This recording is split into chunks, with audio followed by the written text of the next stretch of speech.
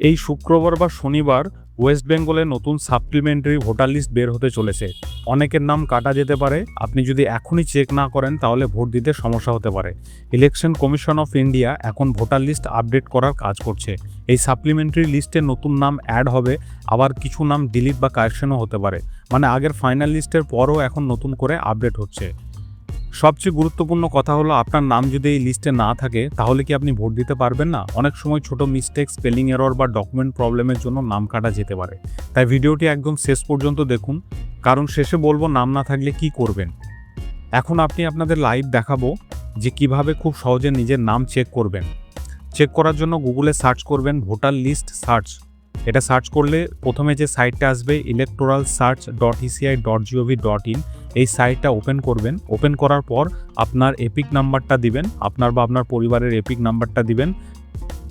State select করবেন West Bengal, captcha code দিয়ে search করবেন। সার্চ করলেই এখানে দেখুন আমি যে ভোটারের এপিক নাম্বার দিয়ে সার্চ করছি সেটা শো করছে। নিচে দেখুন ইলেক্টর ইজ আন্ডার এডুকেশন।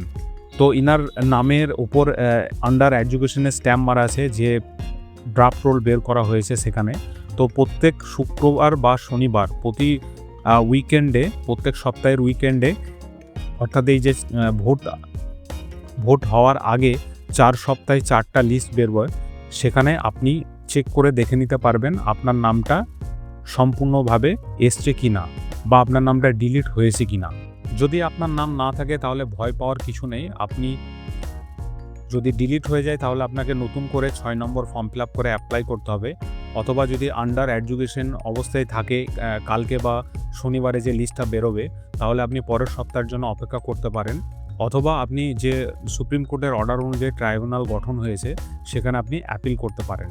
তাই দেরি না করে আজই নিজের নাম চেক করুন। এই ভিডিওটা শেয়ার করুন যাতে আপনার পরিবারের সবাই জানতে পারে।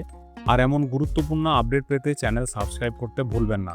আমরা পরের দিন সাপ্লিমেন্টারি লিস্ট বেরোনোর সাথে সাথে আমরা নতুন আপডেট দেখিয়ে দেবো। সেখানে আপনি সাপ্লিমেন্টারি ভোটার লিস্ট কীভাবে আপনার যে পোলিং স্টেশনের যে লিস্ট আছে সেটা কিভাবে বের করবেন সেটা আমরা পরের ভিডিওতে দেখাবো। তো সেটা দেখার জন্য চ্যানেলটাকে সাবস্ক্রাইব করে রাখতে ভুলবেন না।